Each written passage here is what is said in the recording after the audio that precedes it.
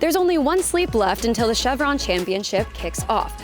But until then, I wanted to give you guys expert picks. I wanted to give you guys all of the stats, and I thought who better to catch up with than Justin Ray. He is head of 21st Group, and he knows everything about these players. He knows everything about this course. So why don't we get into it? I'm Hope Arnett, and you're watching LPGA Now, presented by Serve Pro.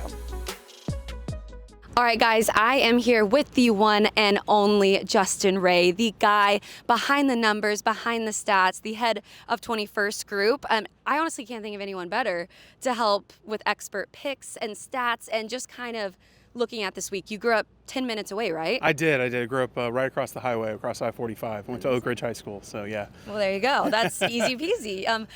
It's been raining here. It's Wednesday. Don't blame me for the rain no, or the humidity that comes along with it. I am blaming you, actually. But it has been raining, and we were talking about it walking up to this spot that we're at. It's going to make this long course even longer. Yeah, even longer. The long hitters are going to have even bigger advantage than they would normally. If you look at the players who finished in the top 10 at this event the last 2 years since it moved to Carlton Woods, they got about 23% of their strokes gained for the week on shots off the tee. Mm-hmm. Compare that to the LPGA Tour average, and that spans about 14%. So that shows you 23, 14 doesn't sound like that big, but that is a big increase in terms of what it's going to do. I walked a few holes with Allison Corpuz yesterday too, and she pointed out some of the different tee boxes are different from a couple years ago when she contended. It's going to play even longer than it has in the past. So I expect that advantage to grow. This is going to be a big week for players you got to have high carry distances in order to give yourself enough opportunities to score. Yeah, well, when you're looking at that, are there any players that kind of come to mind? Obviously the big hitters, but do you have any names in mind? Well, there's a certain defending champion who jumped into the water behind us last year. It's a pretty long way. Certain world number one. Impossible to count her out, even if she's not on a scorched earth tour like she was coming in to this event last year. But look, I look at number of players who, if you look at the three players who've gained the most strokes here overall over the last 3 years, they're Nelly Korda, that's an obvious one. But then second and third are Carlota Saganda, also moves it off the tee, and Alim Kim, who crushes it off the tee as well. And she's won this year already, so. Absolutely. We might get to her name a little bit later. I'm pretty high on her this week. But look, that's where I basically 1A, 1B, 1C is you've got to move it off the tee. It's going to be a really long week if you're one of the shorter hitters out here. Yeah, and that kind of includes ball striking as well, not just off the tee, but also into these greens, which they ripped up the greens. I think it was right after Lilia Vu won in 2023. They've matured a little bit, which I think evens the playing field a bit, but now with this rain, that kind of, it shrinks it a little bit more. But there are some players out here that they're really good with their approach shots. Do you have anyone in mind for that? The first names that come to mind when you look at approach play, obviously Minjee Lee's at the very top of that list. Always one of the leaders from whatever, pick your proximity bucket, and she's one of the best in the world. Another player you look at is Megan Kang, who we only played with 13 clubs, and that shortest one in her bag didn't have to be used on weeks that aren't the Solheim Cup. Right. She would win a lot. She's an unbelievable ball striker, and if she gets hot with the putter, she can always be a factor. Super talented. Those are the two names I look at first.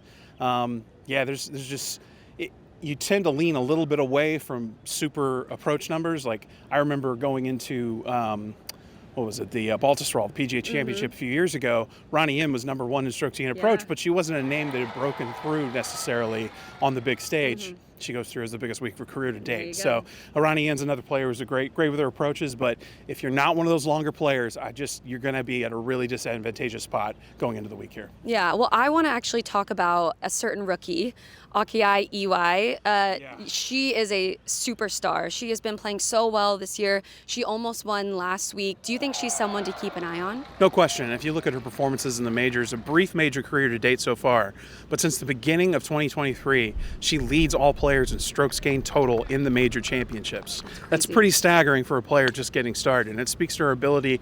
Her play, she's not buttoned into one type of golf course, right? She's able to move, and you think about the different venues we had last year. Some places as different as Sahali was to here. It's very, very different courses. So she's extremely talented. As she gets more and more, exposure to the biggest stages in the game, you got to think she's going to break through at some point. I wouldn't be surprised if she's contending this week. Yeah, for sure. Two players I personally had in mind and that I really like for this week are Lauren Coughlin and Gino Titicun. I mean, Gino, you can just never count her out. And same with Lauren. I mean, she had 2 wins last year. She was on the Solheim Cup. But do those players seem like maybe names that you should keep an eye on? I feel like it would be silly not to. Well, Gino, see, her course fit is planet Earth. That's the course fit for Gino Titicun. It needs grass. Yeah, maybe not. I don't know. She'd go on a lunar surface. She might be okay. But last 13 starts, you look back to since the middle of September last year, she hasn't finished worse than 12th. 12 top 10s, gaining about more than 3 shots per round on the field, scoring average under 68, putting lights out, almost 2 strokes gained putting per round in that span, best on the LPGA Tour. And then you look at Lauren Coughlin, and her ascension in this sport is completely attributed to how much better she is at putting. Yeah.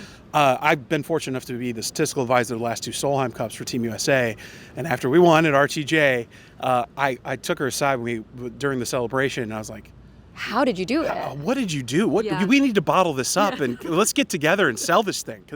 And she said it was a tempo drill that she worked on. Yeah. And she's gone from, in 2022 and 2023, she gained a stroke or more putting at about 14% of her rounds. That's insane. Since then, the last 2 years, it's 40%. So more than almost tripling that rate. Yeah. So the change she made in terms of getting better on the greens, it now mirrors what she's always been, tee to green, which is an awesome ball striker. Yeah, and she had a great finish here last year. And this is kind of where her whole year kind of started, when you started thinking, okay, Lauren Coughlin is a name we need to keep an eye on. Yeah, I'll give a quick story. I had a meeting last year coming into the week talking about potential Team USA players with Captain Lewis, Morgan Pressel, Angel Stanford, and I was like, there's a player, I see these underlying numbers, they're really promising. She hasn't really broken through yet with a big week, hasn't won yet on the LPGA Tour. What do you guys think of Lauren Coughlin? And then she made me look really smart on Thursday and shot 66. You're like, thank you. Oh, I thanked her for it profusely. She probably thanked you too. Yeah, so she played her way on that team. She didn't need any help from me. That was all her. But there are some, honestly, Aki Iwai was the player who kind of mirrors what Lauren was going into this week a year ago. So, certainly an interesting player who's coming off a great week last week in LA. Yeah, there's several other players that we could talk about, but what I want to know is, who are your picks to win? I want a main pick and a dark horse. So my main pick to win, I'm going to really go out on a big limb here and say Gino's going to break through and get her first major win. To me, the biggest story entering the major season in 2025 in the women's game, it's not if Gino Titicun gets a major, it's when and how many. Yeah. So supremely talented, so confident, in as good a form as you could possibly conceive of. Yeah. I really she deserves to be co-favorites with Nelly going into the week, and that's what the books have her as.